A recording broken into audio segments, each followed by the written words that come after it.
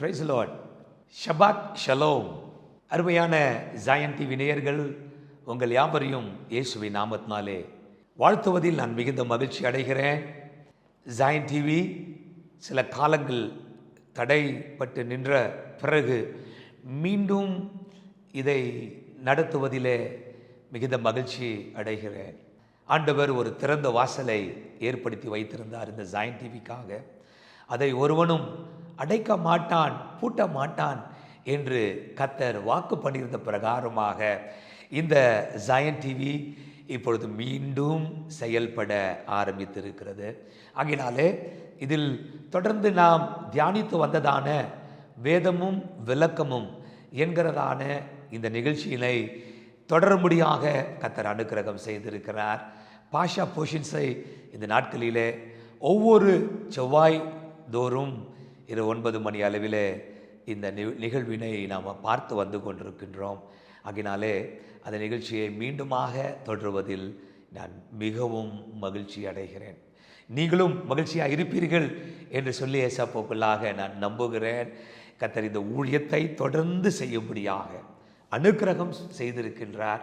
உங்கள் ஒவ்வொருடைய ஜபங்கள், உங்களுடைய ஆசீர்வாதங்கள், உங்களுடைய பேராதரவு, உங்களுடைய அன்பு, இவைகள் தொடர்ந்து நடைபெறுவதற்கு கர்த்தர் உதவி செய்து கொண்டு வருகின்றார்.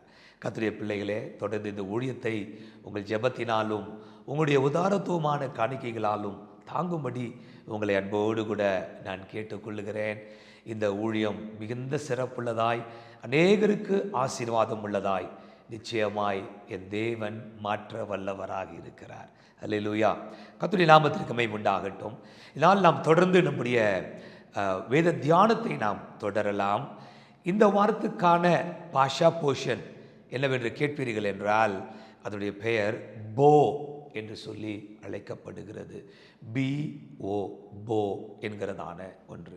போ என்றால் கம் அப்படின்னு சொல்லுகிறதான அர்த்தமுடைய எபிரேய வார்த்தையாய் காணப்படுகிறது. இந்த பாஷா போஷனுடைய வேத பகுதிகள் நாம் அறிந்து கொள்ள வேண்டும். இந்த பகுதிகளை நான் சொல்லுகிறேன், நீங்கள் குறித்து கொள்ளுங்கள். யாத்ராகமத்தின் புத்தகம் 10ஆம் அதிகாரம் 1வது வசனம்.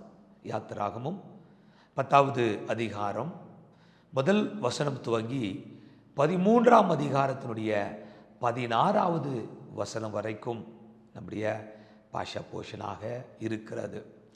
அதை தொடர்ந்து அஃப்தரா பகுதியில் எரேமியா தீர்க்கதரிசன புஸ்தகம் 46வது அதிகாரம் 13வது வசனம் தொடங்கி 28வது வசனம் வரைக்கும். எரேமியா 46 13 28 வரையும். அதை தொடர்ந்து பெரித் ஹதிஷா புதிய ஏற்பாட்டின் பகுதி, வெளிப்படுத்தல் 9ஆம் அதிகாரம் 1 வசனம் தொடங்கி 21வது வசனம் வரைக்கும். இதுதான் நம்முடைய தியான பகுதியாக காணப்படுகிறது. அப்படி பிள்ளைகளே, ஆண்டவர் மோசையை தெரிந்தெடுத்து பார்வோனிடத்திற்கு ஆண்டவர் அனுப்புகின்றார். 10ஆம் அதிகாரம் 1 வசனத்தை நாம் வாசிப்போமே என்றால், பின்பு கர்த்தர் மோசேயை நோக்கி, நீ பார்வோனிடத்தில் போ, அவர்கள் நடுவே நான் இந்த என் அடையாளங்களை செய்யும்படிக்கும் நான் எகிப்திலே நடப்பித்ததையும் நான் அவர்களுக்குள் செய்த என் அடையாளங்களையும் நீ உன் பிள்ளைகளின் செவிகள் கேட்கவும் உன் பிள்ளைகளுடைய பிள்ளைகளின் செவிகள் கேட்கவும் விவரித்து சொல்லும்படிக்கும் நானே கர்த்தர் என்பதை நீங்கள் அறியும்படிக்கும் நான் அவன் இருதயத்தையும் அவன் ஊழியக்காரரின் இருதயத்தையும் கடினப்படுத்தினேன் என்றார். தேவனுடைய பிள்ளைகளே, இதற்கு முன்பாக வரைக்கும் இருந்ததான பாஷா போஷனில் முதல் 7 வாதைகளை குறித்து நம்ம பார்த்தோம். ஆண்டவர் செய்ததான அந்த கிரியைகள், பார்வோனையும் எகிப்தையும் தேவன் வாதித்ததான வாதைகளாக அவைகள் இருக்கிறது. ஆனால் இந்த பகுதியிலே ஆண்டவராகிய தேவன் செய்ததான கடைசி 3 வாதைகளை நாம் பார்க்க போகிறோம். இந்த கடைசி 3 காரியங்கள் ஆண்டவர் செய்த பிறகு 10வது வாதை, கடைசி வாதையை ஆண்டவர் அந்த எகிப்து தேசத்தில் நிறைவேற்றும் பொழுது பார்வோன் இஸ்ரவேல் மக்களை அவன் போக விடுகின்றான். இப்படிப்பட்டதான ஒரு அற்புதமான காரியங்களை நாம் இந்த பாஷா போஷனில் பார்க்க முடிகிறது. இஸ்ரவேல் மக்களை எகிப்தை விட்டு வெளியே அனுப்புவதற்கு பார்வோனுடைய பர்மிஷன், உத்தரவு தேவனுக்கு தேவையில்லை. என்றாலும் பார்வோனிடத்திற்கு நீ போய் மீண்டும்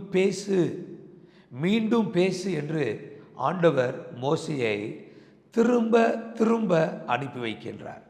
இப்படி ஆண்டவர் பார்வோனிடத்திலே தன் ஜனங்களை போக விடும்படியாக கேட்பதும், அவன் அதை மறுப்பதும், பிறகு வாதை வருவதும், இவைகளெல்லாம் ஏன் இப்படி நடந்து கொண்டிருக்கிறது என்று கேட்டால் அதற்கு ஆண்டவர் மிக அழகான ஒரு விளக்கத்தை அவர் கொடுக்கின்றார். நான் வாசித்த பகுதியினுடைய 2வது வசனம், யாத்ராகமம் 10ஆம் அதிகாரம் 2ஆம் வசனத்தில் ஆண்டவர் சொல்லுகிற காரணங்களை நீங்கள் சற்று கவனித்து பாருங்கள்.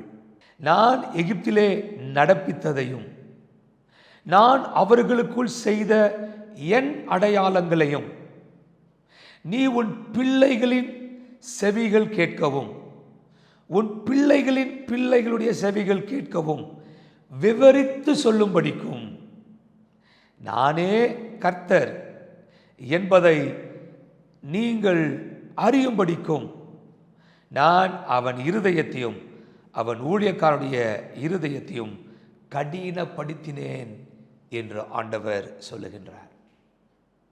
Can you see this? இந்த காரியங்களை உங்களால் பார்க்க முடிகிறதா தேவனுடைய பிள்ளைகளே? நான் எகிப்திலே நடப்பித்ததையும் நான் அவர்களுக்கு செய்த என் அடையாளங்களையும், 2 காரியங்களை கர்த்தர் சொல்லுகின்றார். நான் எகிப்திலே நடப்பித்தவைகள், 2வது தேவனுடைய அடையாளங்கள். These are the signs of our God. நம்முடைய தேவனுடைய அடையாளங்களாக இவைகள் இருக்கிறது.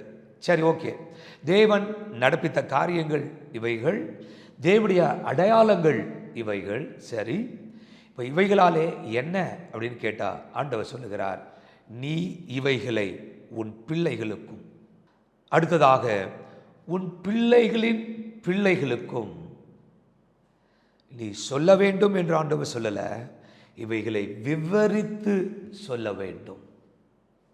அப்படி என்றால் இந்த வேலையை ஆண்டவர் யாருக்கு தருகின்றார்?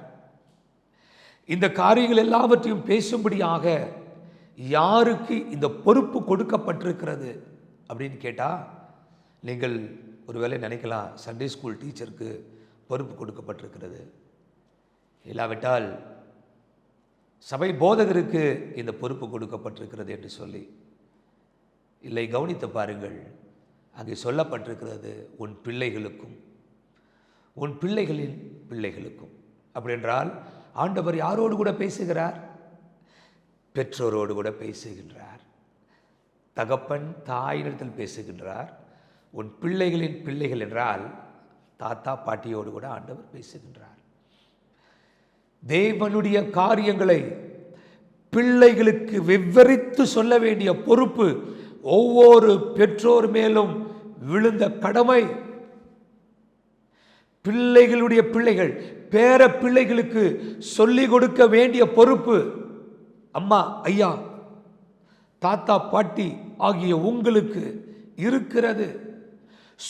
சுருக்கமாய் சொல்லிக் கொடுப்பது இல்லை, விவரித்து சொல்ல வேண்டும். தேவனுடைய காரியங்களை செவையாய் சரியாய் பிள்ளைகள் மனதிலே ஆழமாய் அழுத்தமாக நாம் கர்த்தருடைய செயல்களை, அவருடைய அடையாளங்களை சொல்லிக் கொடுக்க வேண்டும் என்று ஆண்டவர் சொல்லுகிறதை நாம் இங்கே பார்க்க முடிகிறது. அங்கினாலே நாம் ஒவ்வொருடைய கடமையும் பொறுப்புமாய் இவைகள் காணப்படுகிறது. இப்போ ஆண்டவர் மோசேயை பார்த்து சொல்லுகிறார், நீ பார்வோன் இடத்திற்கு போ, நீ பார்வோன் இடத்தில் போய் அவனோடு கூட பேசு என்று ஆண்டவர் சொல்லுகின்றார். தமிழ் வேதத்திலே போ என்று சொல்லப்பட்டிருக்கிறது. ஆனால் ஒரிஜினல் லாங்குவேஜ் எபிரேய பாஷையில் போ என்று சொல்லப்பட்டிருக்கிறது. போ ஆர் பா, வா, கம் என்றதான வார்த்தை. நான் நினைக்கிறேன் ஆண்டவராகிய தேவன் இப்பொழுது பார்வோனிடத்தில் இருக்கின்றார். அவனுடைய இருதயத்தையும் அவனுடைய ஊழியக்காரருடைய இருதயத்தையும் கர்த்தர் கடினப்படுத்தி ஆண்டவர் மோசேயை பார்த்து சொல்லுகின்றார், நீ வாங்க, come to Pharaoh and speak to him. நீ பார்வோன் இடத்திலே வந்து அவனோடு கூட பேசு என்று ஆண்டவர் சொல்லுகிறதை நாம் பார்க்க முடிகிறது. அப்பொழுது ஆரோனும் மோசேயும் பார்வோன் இடத்திற்கு வந்து அவர்கள் பார்வோனிடத்தில் சொல்லுகிறார்கள், நீ உன்னை தாழ்த்தி இந்த ஜனங்களை அனுப்புவதற்கு எந்த மட்டும் நீ மனதில்லாதிருப்பாய். Why don't you humble yourself என்று சொல்லி அவர்கள் கேட்கின்றார்கள். தேவ பிள்ளைகளே, தேவனாகிய கர்த்தர் தம்முடைய நியாய தீர்ப்பை இந்த எகிப்தின் மீது கொண்டு வருவதற்கு தேவன் ஆயத்தமாயிருக்கின்றார். இந்த யெகோவா தேவன் அவர் அதிசயங்களை செய்கிறவர். அவரை அல்லாமல் வேறு யாரும் தேவன் இல்லை என்பதை எல்லாரும் அறிந்து கொள்ள வேண்டும் என்று ஆண்டவர் சொல்லுகிறதை நாம் பார்க்க முடிகிறது. நம்முடைய தேவன் மகா பெரியவராக இருக்கிறார். அவருடைய வல்லமை மகா உயர்ந்ததாய் இருக்கிறது. அப்போ என்னை அல்லாமல் வேறே தேவன் இல்லை என்பதை எகிப்தியர்கள் அறிந்து கொள்ளும்படியாய், பார்வோனும் அவருடைய கூட்டத்தாரும் அறிந்து கொள்ளும்படியாக ஆண்டவர் சொல்லுகிறார். 9ஆம் அதிகாரம், யாத்ரா 9ஆம் அதிகாரம் 14வது வசனத்திலே, என் ஜனங்களை நீ ஆராதனை செய்வதற்கு விடாதிருந்தால் பூமி எங்கும் என்னை போல வேறு ஒருவரும் இல்லை என்பதை நீ அறிந்து கொள்ளுவாய் என்று ஆண்டவர் சொல்லுகின்றார். There is none like me in all this earth. இந்த பூமி எங்கும் என்னை போல வேறு யாருமே இல்லை என்று ஆண்டவர் இந்த பார்வோனுக்கு சொல்லுகிறதை நம்ம பார்க்க முடிகிறது. என்றாலும் அவருடைய இருதயம் கடினப்படுகிறது. அவருடைய பிள்ளைகளே, பார்வோனை தேவனாகிய கர்த்தர் தம்முடைய வல்லமையை விளங்க பண்ணும்படியாய் ஆண்டவர் தெரிந்தெடுத்திருக்கின்றார். அதை தான் 16வது வசனத்திலே ஆண்டவர் சொல்லுகிறார், என்னுடைய வல்லமையை உன்னிடத்தில் காண்பிக்கும்படியாகவும் என் நாமம் பூமியிலெங்கும் பிரஸ்தாபமாகும்படியாகவும் உன்னை நிலைநிறுத்தினேன் என்று ஆண்டவர் பார்வோனை குறித்து சொல்லுகிறதை நம்ம பார்க்க முடிகிறது. ஸோ கர்த்தர் தம்முடைய வல்லமையை விளங்க பண்ணும்படியாய் பார்வோனை ஆண்டவர் வைத்திருக்கின்றார். இப்பொழுது நாம் இந்த எகிப்திலே ஆண்டவர் செய்த இந்த 8வது வாதையை நம்ம பார்க்க போகிறோம். ஆண்டவர் என்ன சொல்லுகிறார் என்றார், 10வது அதிகாரம் 4வது வசனத்திலே, நீ என் ஜனங்களை போக விட மாட்டேன் என்பாயாகில் நான் நாளைக்கு உன் எல்லைக்குள்ளே வெட்டுக்கிளிகளை வர பண்ணுவேன். தரை காணாதபடிக்கு அவைகள் பூமியின் முகத்தை மூடி கல் மழைக்கு தப்பி மீதியாக வைக்கப்பட்டதை பட்சித்து வெளியிலே துளிர்க்கிற செடியெல்லாம் தின்று போடும். உன் வீடுகளும் உன் ஊழியக்காருடைய வீடுகளும் எகிப்தியரின் வீடுகளும் எல்லாம் அவைகளால் நிரம்பும். உன் பிதாக்களின் பிதாக்களும் தாங்கள் பூமியிலே தோன்றின நாள் முதல் இந்நாள் வரைக்கும் அப்படிப்பட்டவைகளை கண்டதில்லை என்று எபிரேயர்களின் தேவனாகிய கர்த்தர் சொல்லுகிறார் என்று சொல்லி திரும்பிக் கொண்டு பார்வோனை விட்டு புறப்பட்டான் என்று சொல்லப்பட்டிருக்கிறது. ஆண்டவர் அனுப்பினதான 8வது வாதை வெட்டுக்கிளி. தேவ பிள்ளைகளே, இதுவரைக்கும் அவர்கள் பார்த்திராத, அவருடைய பிதாக்கள் பார்த்திராத ஏராளமான வெட்டுக்கிளிகளை நான் உன் தேசத்தின் மீது அனுப்புவேன். துளிர்த்து வருகிறதையெல்லாம் அவைகள் தின்று ஓடும் என்று ஆண்டவர் சொல்லுகின்றார். அவருடைய பிள்ளைகளே, இந்த வெட்டுக்கிளி கொஞ்சம் காற்றடித்தாலே அந்த காற்றுக்கு நிற்க முடியாத ஒரு சாதாரண அற்பமான ஒரு ஜந்து தான். ஆனால் அவைகள் ஏராளமாய் அனுப்பும் பொழுது சூரியனுடைய வெளிச்சம் கூட பூமியிலே பட முடியாத அளவுக்கு அவைகள் பூமியை நிரப்பும் என்பதை ஆண்டவர் சொல்லுகின்றார். ஆண்டவர் இது எகிப்துக்கு மாத்திரம் இப்படிப்பட்டதான வெட்டுக்கிளிகளை அனுப்பவில்லை. தம்முடைய வசனங்களுக்கு கீழ்ப்படியாமல், தமக்கு நேராக மனம் திரும்பாமல் ஜனங்கள் போகும் பொழுது ஆண்டவர் சொல்லுகின்றார், நான் ஏராளமான வெட்டுக்கிளிகளை இந்த பூமியின் மீது அனுப்புவேன் என்று ஆண்டவர் யோவேல் தீர்க்கதரிசியின் புஸ்தகத்திலே அவர் உரைக்கிறதை நம்ம பார்க்க முடிகிறது. அவருடைய பிள்ளைகளே, யோவேல் தீர்க்கதரிசன புஸ்தகம் 2ஆம் அதிகாரம் 25வது 26வது வசனங்களிலே ஆண்டவர் சொல்லுகிற வார்த்தையை கவனிங்கள். நான் உங்களிடத்தில் அனுப்பின என் பெரிய சேனையாகிய வெட்டுக்கிளிகளும் பச்சை கிளிகளும் முசுக்கட்டை பூச்சிகளும் பச்சை புழுக்களும் பட்சித்த வருஷங்களுக்கு விளைவை உங்களுக்கு திரும்ப அளிப்பேன் என்று ஆண்டவர் சொல்லுகிறதை நம்ம பார்க்க முடிகிறது. அப்படி என்றால் இப்படிப்பட்டதான வெட்டுக்கிளிகள் வந்து எல்லாவற்றையும் பட்சித்து போடுகிறதாய் காணப்படுகிறது. தேவ பிள்ளைகளே, இந்த பூமியின் மீது தேவனுடைய கோபாக்கினை இறங்கும் பொழுது பூமியின் கடைசி நாட்களிலே ஆண்டவர் அனுப்ப போகிறதான இன்னொரு மாபெரும் வாதை என்னவென்று கேட்பீர்கள் என்றால், கடைசி நாட்களிலே நடக்கப் போகிறதான காரியம் வெளிப்படுத்தல் விசேஷம் 9ஆம் அதிகாரம் 3வது 4வது வசனத்தை வாசிக்கும் பொழுது சொல்லுகிறது, அந்த புகையிலிருந்து வெட்டுக்கிளிகள் புறப்பட்டு பூமியின் மேல் வந்தது. அவைகளுக்கு பூமியில் உள்ள தேள்களின் வல்லமை கொப்பான வல்லமை கொடுக்கப்பட்டது. பூமியின் புல்லையும் பசுமையான எந்த பூண்டையும் எந்த மரத்தையும் சேதப்படுத்தாமல் தங்கள் நெற்றிகளில் தேவனுடைய முத்திரையை தரித்திராத மனுஷரை மாத்திரம் சேதப்படுத்த அவைகளுக்கு உத்தரவு கொடுக்கப்பட்டது. தங்கள் நெற்றிகளில் தேவனுடைய முத்திரையை பெற்றிராத தரித்திராத மனுஷரை மாத்திரம் சேதப்படுத்த கடைசி காலங்களில் வெட்டுக்கிளிகள் மீண்டும் இந்த பூமிக்கு அனுப்பப்பட போகிறது. கர்த்தருடைய ஜனமே, தேவனுடைய அடையாளத்தை நம்முடைய நெற்றிகளிலே, தேவனுடைய முத்திரையை நம்முடைய நெற்றிகளிலே நாம் தரித்திருக்கிறோமா? மீட்கப்படும் நாளுக்கென்று முத்திரையாய் கொடுக்கப்பட்டிருக்கிற பரிசுத்த ஆவியானவரை நீங்கள் பெற்றிருக்கிறீர்களா? உங்கள் பிள்ளைகள் பெற்றிருக்கிறார்களா? நீங்கள் தேவனுக்கு என்று வாழ வேண்டியது மிக அவசியம்.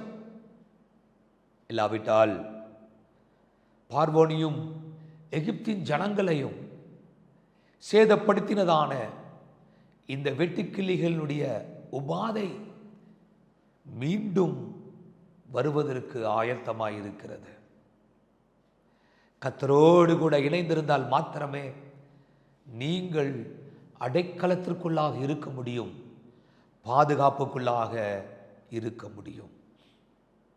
பார்வோனுக்கு எவ்வளவு சொல்லியும் அவன் கேட்கவில்லை. அவனுடைய இருதயம் கடினப்பட்டது. கடின இருதயத்தின் நிமித்தமாக வாதைகள் அவருடைய வாழ்க்கையிலே பெருகி கொண்டே போகிறது. 9வது வாதையை நாம் வாசிக்கின்றோம். யாத்ராகமம் 10ஆம் அதிகாரம் 21வது வசனம் முதல் 23வது வசனம் வரைக்கும் நாம் வாசிக்கின்றோம். அப்பொழுது கர்த்தர் மோசேயை நோக்கி, தடவி கொண்டிருக்கத்தக்க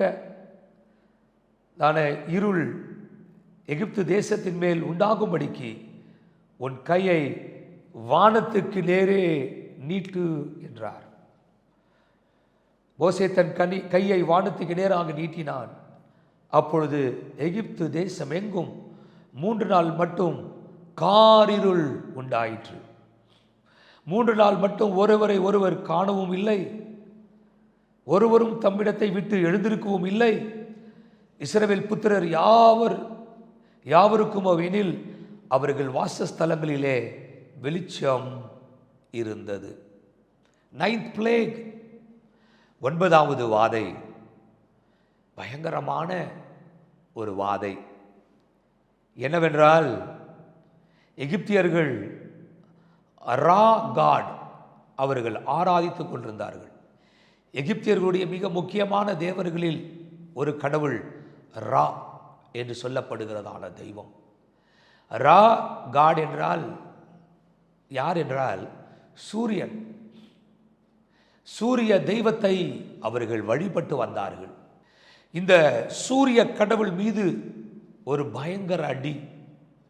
3 நாட்களுக்கு சூரியன் அவர்களுக்கு தென்படவே இல்லை. பயங்கர காரிருள். ஒருவராகிலும் ஒருவரை காண முடியவில்லை. அவர்கள் உட்கார்ந்திருந்த இடத்தை விட்டு அவர்கள் எழுந்திருக்கவும் இல்லை. அவ்வளவு பயங்கரமான காரிருள். ஆண்டவர் சொல்லுகிறார், அவர்கள் தடவி கொண்டிருக்கும்படியாக, அவர்கள் தடவி கொண்டிருக்கத்தக்கதான இருள் பூமியை மூடப்போகிறது. கர்த்தருடைய பிள்ளைகளே, மோசே கரத்தை உயர்த்தினான். பூமி முழுவதும் காரிருள். அவர்கள் மிக மோசமான ஒரு நிலைமைக்கு நேராக அவர்கள் போனார்கள்.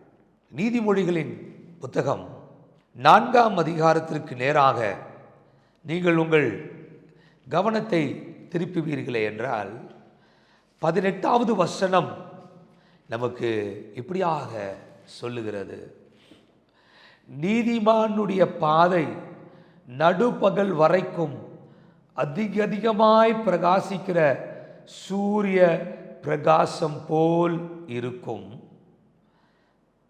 19வது வசனம், துன்மார்க்கருடைய பாதையோ காரிருள் போல் இருக்கும், தாங்கள் இடறுவது இன்னதில் என்று அறியார்கள்.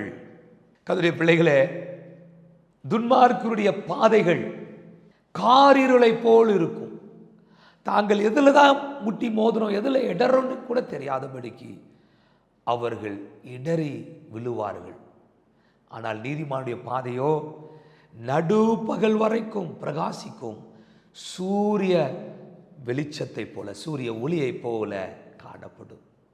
என் அருமை தேவனுடைய பிள்ளைகளே, கர்த்தருடைய வழியிலே நாம் நடப்போமே என்றால் வெளிச்சத்தின் மீது வெளிச்சம், மகிமையின் மேல் மகிமை நமக்குரியதாய் காணப்படும்.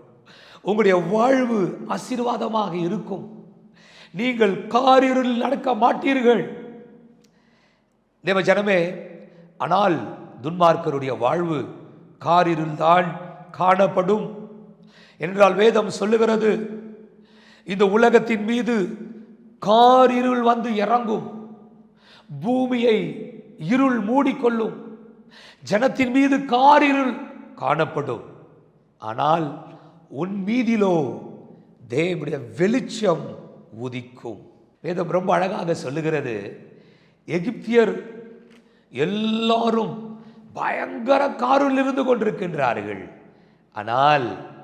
ஆனால் இஸ்ரவேல் மக்களுக்கோ வேதம் சொல்லுகிறது, அந்த 23வது வசனம் 10ஆம் அதிகாரம் 23வது வசனம், 3 நாள் அளவும் ஒருவரை ஒருவர் காணவும் இல்லை, ஒருவரும் தம்முடைய இடத்தை விட்டு எழுந்திருக்கும் இல்லை. இஸ்ரவேல் புத்திரர் யாவருக்கும் என்றால் அவர்கள் வாசஸ்தலங்களிலே வெளிச்சம் இருந்தது, அவர்களுக்கு காரிருள் வரவில்லை. எல்லாம் ஒரு டிஸ்டிங்ஷன், எல்லாம் ஒரு வித்தியாசத்தை கர்த்தர் ஏற்படுத்தினார். உலகமெல்லாம் காரிருளே காணப்படலாம், ஆனால் உங்கள் மீதிலோ தேவனுடைய வெளிச்சம் உதிக்கும். God's light will shine upon you. உங்கள் மேலே கர்த்தர் உதிப்பார். தேவனுடைய பிள்ளைகளே, பிலிப்பியர் 2ஆம் அதிகாரம் 14வது 15வது வசனம் நமக்கு சொல்லுகிறது, கோணலும் மாறுபாடுமான இந்த சந்ததியின் நடுவிலே கர்த்தருடைய வசனத்தை பிடித்து கொண்டு நீங்கள் சுடர்களாய் பிரகாசியுங்கள் என்று வேதம் நமக்கு மிக அழகாக சொல்லுகிறது. ஜீவ வசனத்தை நீங்கள் பிடித்து கொண்டவர்களாய் உலகத்திலே சுடர்களைப் போல பிரகாசியுங்கள். நீங்கள் இந்த உலகத்திலே பிரகாசிக்க முடியும் தேவனுடைய பிள்ளைகளே. வேத வசனத்தை உடையவர்களாய் இருப்பீர்களே என்றால், கர்த்தருடைய வாக்குத்தத்தங்கள் உங்களுக்கு இருக்குமே என்றால், உங்களுக்கு இருள் இருக்காது, உங்களுடைய வாழ்வு பிரகாசம் உள்ளதாக இருக்கும். ஆகினாலே இந்த உலகம் காரிருளே காணப்படுகிறது. காரிருள் என்கிறதான காரியங்கள், ஒருவரை ஒருவர் மன்னிக்க முடியாத சூழ்நிலை, மற்றவர்கள் மீது பொறாமை கொள்ளுகிறதான காரியங்கள், கசப்புகள், தேவனுடைய பிள்ளைகளே இணங்காமல் போகிறதான காரியங்கள், இவைகளெல்லாம் நீங்கள் இடறி விழுகிறதான விஷயங்களாயிருக்கிறது. ஆகினாலே இப்படிப்பட்டதான அந்தகாரங்களை நீங்கள் உங்கள் இருதயத்திலே வைத்துக் கொள்ளாமல் கர்த்தருடைய வெளிச்சம் உங்கள் வாழ்க்கையிலே உதிக்கும்படியாய் நீங்கள் ஒருவரை ஒருவர் நேசித்து, ஒருவருக்கொருவர் நீங்கள் மன்னித்து, இணக்கமுள்ளவர்களாய் அன்பு நிறைந்தவர்களாய் நீங்கள் வாழ வேண்டும். கர்த்தருடைய பரிசுத்த வெளிச்சம் உங்கள் மீது பிரகாசிக்கட்டும் என்று இயேசுவின் நாமத்தினாலே நான் உங்களை கேட்டுக்கொள்கின்றேன். தேவ பிள்ளைகளே, எகிப்தியர்களாலே ஒன்றும் செய்ய முடியவில்லை. பேரலைசிங் டார்க்னஸ், அவர்களை கட்டி போட்டதான காரிருள், எழுந்திருக்க கூட முடியவில்லை அவர்களாலே. அப்படிப்பட்ட ஒன்று உங்கள் வாழ்விலே செயல்பட முடியாதபடிக்கு உங்களை தடுத்து வைக்கிறதான எல்லா அந்தகாரங்களையும் நீங்கள் அப்புறப்படுத்தி கர்த்தருடைய வெளிச்சத்திலே சுதந்திரமாய் விடுதலையோடு கூட நீங்கள் நடக்கும்படி இயேசுவின் நாமத்தினாலே உங்களை அழைக்கிறேன். கர்த்தர் உங்களை பலப்படுத்துவாராக. தேவ பிள்ளைகளே, பாதாளமும் பயங்கரமான இருள் நிறைந்த ஒன்றாக இருக்கிறது. பிசாசின் வாசஸ்தலங்கள் இருக்கிறதான இடம் பயங்கர அந்தகாரம் நிறைந்த ஒன்று. அதை தான் நாம் வெளிப்படுத்தல் 16ஆம் அதிகாரத்திலே நாம் இப்படியாக வாசிக்கின்றோம். 10வது வசனம், 11வது வசனம். 5ஆம் தூதன் தன் கலசத்தில் உள்ளதை மிருகத்தினுடைய சிங்காசனத்தின் மேல் ஊற்றினான். அப்பொழுது அதன் ராஜ்யம் இருள் அடைந்தது. அவர்கள் வருத்தத்தினாலே தங்கள் நாவுகளை கடித்து கொண்டு தங்கள் வருத்தங்களாலும் தங்கள் புண்களாலும் பரலோகத்தின் தேவனை தூஷித்தார்களே அல்லாமல் தங்கள் கிரியைகளை விட்டு மனம் திரும்பவில்லை. தேவ பிள்ளைகளே, தேவனுடைய கோபாக்கினை ஊற்றப்படும். எதின் மேலே ஊற்றப்பட்டது என்றால் அந்த மிருகத்துடைய சிங்காசனத்தின் மேலேயே ஊற்றப்பட்டது. எந்த ஒரு சிங்காசனம் போட்டாலும் தேவனுடைய கோபத்திற்கு முன்பாக நிற்க முடியாது. இப்படி ஊற்றின உடனே அவருடைய ராஜ்யம் முழுவதும் அந்தகாரம் அடைந்தது, இருள் காணப்பட்டது. அவர்கள் வேதனை புண்களின் நிமித்தமாய் தேவனை, பரலோகத்தின் தேவனை தூஷித்தார்கள். அவர்கள் மனம் திரும்ப வழி இல்லாமல் போய்விட்டது. இன்றைக்கு கர்த்தருடைய பிள்ளைகளே, ஜீவனுள்ள தேவனை பின்பற்றுவது நமக்கு எவ்வளோ பெரிய ஆசீர்வாதங்கள் பார்த்தீர்களா? கர்த்தரை உறுதியாய் பற்றி கொள்ளுங்கள். கர்த்தருக்கென்று நாம் வாழ கர்த்தர் நமக்கு உதவி செய்வாராக. நம்முடைய பாஷா போர்ஷனில் கடைசி வாதையை நம்ம பார்க்கின்றோம். இந்த போர்ஷனில் இருக்கிற 3வது வாதை, அதாவது மொத்தம் 10 வாதைகள், அதில் 10வது வாதை என்னவென்றால் தலைப்பிள்ளை சங்காரம், striking of the first born children. யாத்திராகமம் 11ஆம் அதிகாரம் 4 முதல் 6 வரை நாம் வாசிக்கின்றோம். எகிப்திலே தலைச்சம் பிள்ளையாய் பிறந்த யாராயிருந்தாலும் சிங்காசனம் முதல் சிறைச்சாலை வரைக்கும் தலையீற்று, மிருகத்தினுடைய தலையீற்று, இவைகள் எல்லாவற்றையும் சங்காரம் பண்ணினார் தேவனாகிய கர்த்தர். ஆனால் இஸ்ரவேல் மக்களை கர்த்தர் பார்த்து சொன்னார், சங்கார தூதனாகிய நான் கடந்து போகும் பொழுது எகிப்தியருடைய எல்லா தலைப்பிள்ளைகளையும் நான் சங்கரிக்கப் போகிறேன். ஆனால் இஸ்ரவேலுடைய தலைப்பிள்ளை சங்கரிக்கப்படக்கூடாது என்றால் நீங்கள் எல்லாரும் என்ன செய்யுங்கள், அன்று ராத்திரியிலே நீங்கள் ஒரு வயது ஆட்டுக்கடாவை எடுத்து அதை அடித்து அதன் இரத்தத்தை ஒரு பாத்திரத்தில் பிடித்து அவைகளை ஈசோப்பின் தண்டுகளாலே தோய்த்து உங்களுடைய வீட்டினுடைய மேல் சட்டத்திலும் அதனுடைய 2 நிலைகளிலும் அதன் இரத்தத்தை பூசுவீர்களாக என்று ஆண்டவர் சொல்லுகின்றார். கவனிங்கள், மேல் சட்டத்திலே அவர்கள் இரத்தத்தை பூசுகின்றார்கள். அந்த இரத்தம் இப்படி ஒழுகிறது, மேலிருந்து கீழே வருகிறது. 2 நிலைகளில் பூசுகின்றார்கள். ஸோ நாம் என்ன வடிவத்தை நாம் அங்கே பார்க்கிறோம் என்றால் சிலுவையின் வடிவம். எந்தெந்த வீடுகளில் சிலுவை காணப்படுகிறதோ அந்த பிள்ளை, தலைப்பிள்ளை பாதுகாக்கப்படும். அந்த குடும்பத்தில் இருக்கிற ஒவ்வொருவரும் பாதுகாக்கப்படுவார்கள். இன்றைக்கு நான் உங்களுக்கு சொல்லட்டும், நம்முடைய மீட்பு சிலுவையில் இருக்கிறது. இந்த பிள்ளைகளே, ஆட்டுக்கடாவை அடித்தார்கள். அந்த ஆட்டுக்கடா அது முதல் பிள்ளைக்கு பதிலான ஒரு சப்ஸ்டிடியூட்டாக அது காணப்பட்டது. அப்பொழுது ஆண்டவர் சொன்னார், நீங்கள் அந்த அடித்ததான ஆட்டுக்குட்டி மாம்சத்தை எடுத்து அதை சுட்டு கசப்பான கீரையோடு கூட அந்த மாம்சத்தை சாப்பிடுங்கள். அன்று ராத்திரியிலே உங்களுக்கு விடுதலை. அவர்கள் பஸ்கா அனுசரித்தார்கள். ஆட்டுக்குட்டி இரத்தத்தை எடுத்து பூசினார்கள், அதன் மாம்சத்தை புசித்தார்கள். அன்று ராத்திரியிலே இந்த பஸ்காவை அனுசரித்த அத்தனை தேவ பிள்ளைகளுக்கும் விடுதலையை தேவன் கொடுத்தார். எகிப்தின் அடிமைத்தனத்திலிருந்து கர்த்தர் அவர்களை விடுதலை ஆக்கினார். மிக அற்புதமான காரியங்களை நாம் வாசிக்க முடிகிறது.